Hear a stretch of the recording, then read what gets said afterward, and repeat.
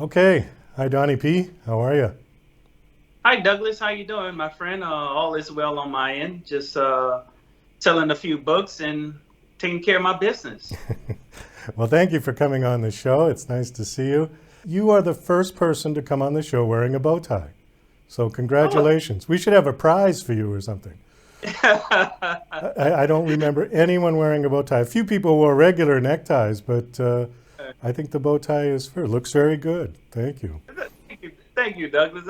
I try to look my best for you, man, and your podcast and all you listening audience and checking me out on the podcast, man. I look forward to giving my knowledge of my how I've been in business and my book and everything, man. So it's a pleasure being on your show. Thanks for inviting me. Well, you're most welcome. It's nice to have you here. So, your book is called How to Catch a Mouse with No Cheese, which I think is a great title.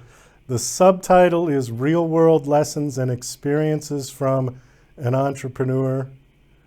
Is that all of this is the subtitle? From an entrepreneur explains 5 life-changing principles that help. No, life experience from an entrepreneur. Okay, I see it behind you. Okay, it keeps going on and on and on, and there's no period on the on the top of this. Okay, that's all right. Okay, so what sort of an entrepreneur are you? What kind of business do you have? Well, I wrote this book when I started my first business, which is in healthcare, taking care of kids with substance abuse problems, and that's how I made my first $1 million, man, straight out of college. Wow. So in my book, I have 5 principles a person can use in starting up their business without starting with no money, man. That's how I started. That's how I decided on writing my book. I always knew wanted to write a book one day, but I wanted to make sure I was very successful in business before I do so. So right now I'm on the road to success. This actually sounds a little bit familiar. There was somebody else who came on the show 6, 7 months ago who started. Did you like buy a house and set up a place for people to come who was having like a halfway house almost? No, sir. No, sir. No. This schools, kids in the school system that had behavior and substance abuse problems. Back when I was way younger, when I was 21, I was a millionaire at 21 when I first started my first business. So that's how I started in the healthcare industry back in Louisiana.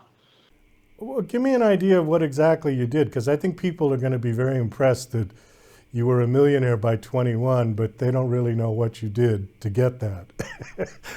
Yeah, man, it's a funny story, Douglas. And man, it all started when I was going into my senior year in college. Man, my dad told me that he wasn't paying my bills no more, man. And oh man, it was. Can you imagine that? And all of a sudden, man, and I got on my knees and prayed to the Creator, and that if he helped me out, I promised to be on my own and getting business started, man. And that night, man, I cried the whole night. And man, my business, he planted entrepreneurship spirits in my brain, man. And my brain started working, going overtime. And then the next morning, I woke up, I stopped crying, and I decided on my dad and them business was going out. They used to do mental health counseling, so they was out of business, and I used up all their furniture they had for the office space, man. And my sister's an attorney, so she produced my policy and procedure manuals. I had to get my state license, and I went from pillar to pros, shaking hands, man. I'm old school, man. Give a handshake, give your word is your bond.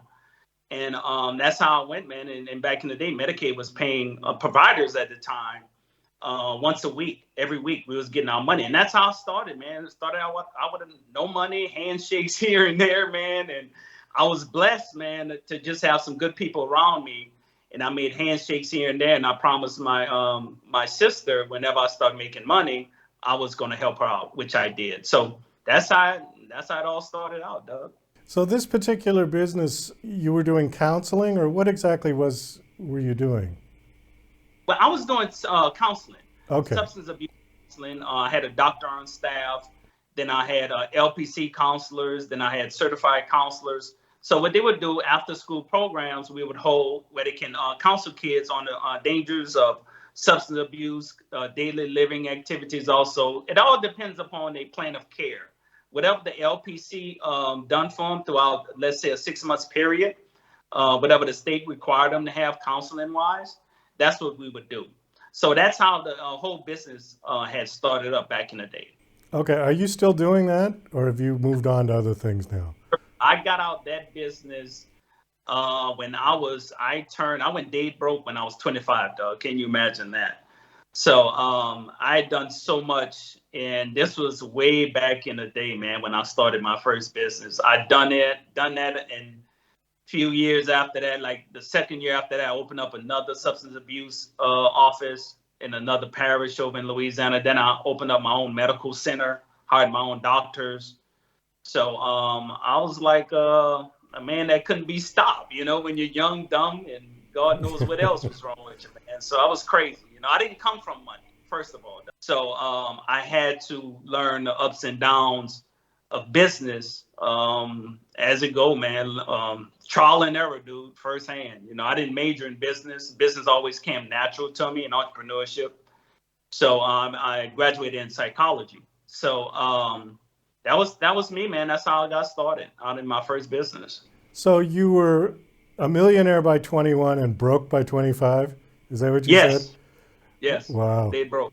Okay. So what happened? The business just didn't work out? You got into debt really, too much? The state of Louisiana cut out the program. We was going into deficit. So Department of Health and Hospitals cut out the program. Plus, I was making a ton of money back in the day. So I was a young man, and I wasn't a nice guy, Doug. I'm going to put it to you in them simple terms. And then the state just cut out the program, man. And I went dead broke. And I invested in other businesses, and it didn't transpire. I had my own candy company at the time. Walmart loved my candy at the time. But and I got sued by family members, and it was a total and I wasted a lot of money and partying in the clubs, women, and it was a total gumbo, like we say in Louisiana, a whole mixture of things. Well, it sounds like you had fun going broke anyways. Oh yeah, Doug, I had a great time. Like a meteorite falling from space, man, just shooting down. So I was down, man. I was getting it, man. Straight to the bottom, dude. Right to the bottom. Okay. So what did you do to pick yourself up when you hit the bottom? Man, Doug, I'm a good Catholic boy, first of all. I was born Catholic, but no, I'm not. So I always had faith, man. I never questioned the creed or nothing like that. So what happened was I was in a state of like this. I call it the like I say, I was in a desert of despair. I moved in with this girl I used to date, and I had no money. She took me in. But at the time, I called in people I loaned money to, right? So it's only like a handful of people I loaned money to. Half of my friends, they didn't even call me back. Women lied to me, didn't even call me. I mean, everybody left, basically, Doug. So I couldn't even afford a haircut, matter of fact. So I lived by people paid me their money back, honored their word, and paid my money back. And after 7 years, man, Doug, I went without money for 7 years, dude.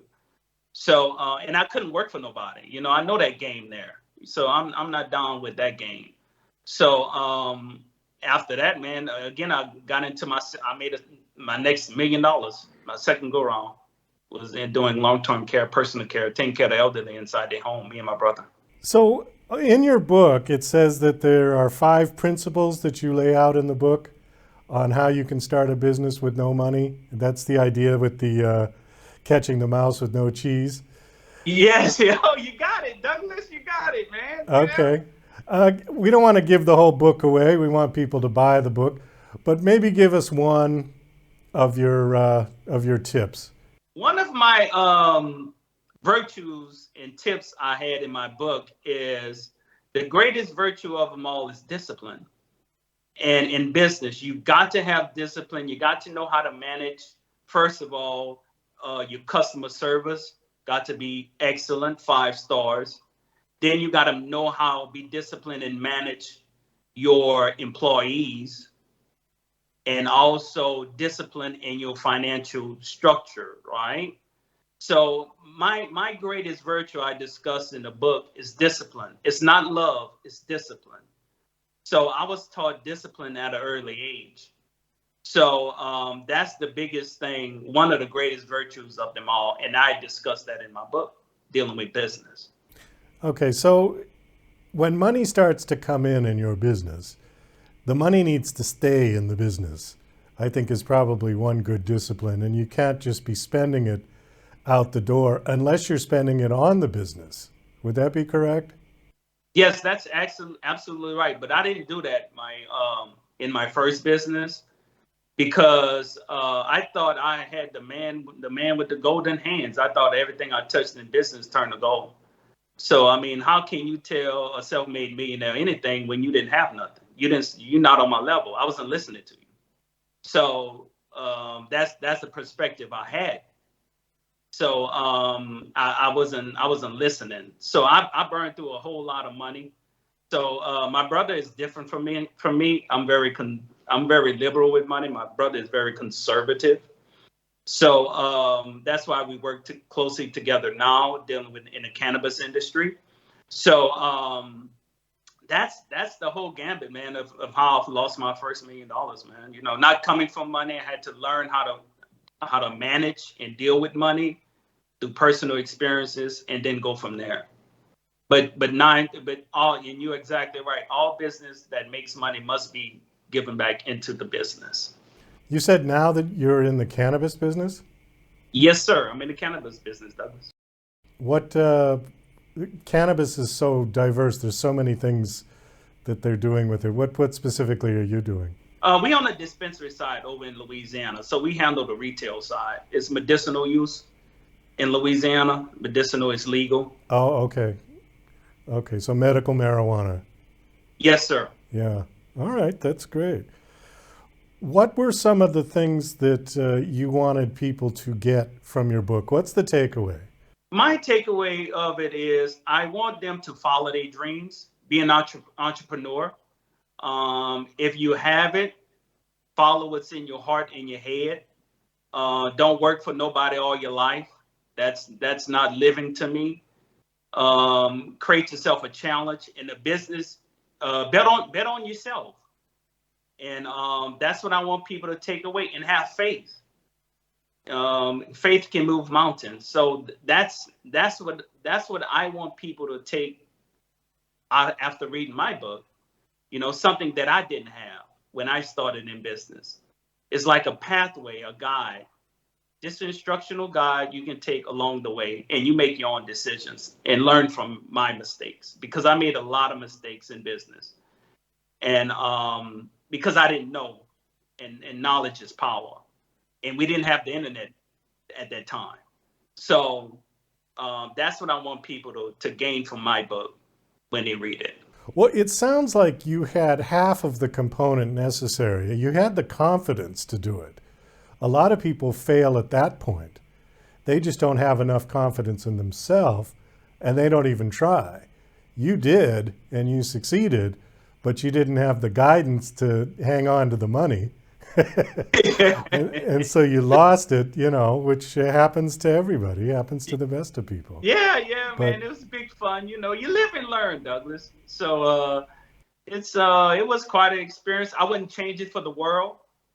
If I had to do it all over again, I would do it again at the same exact way, because it taught me so much. And like I say, man, it was a hell of a ride. So and that's what makes me successful to this day. Well, that's great. Well, Donnie, we got to wrap this up. We are out of time. The book is called How to Catch a Mouse with No Cheese. My guest is Donnie P. Do you have a website that you want to give out for the book, or a personal one? Yes, sir. It's DonniePbooks.com. That's my DonniePbooks.com. website. Okay.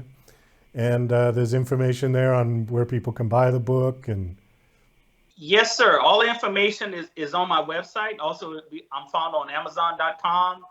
I'm also on BarnesandNobles.com.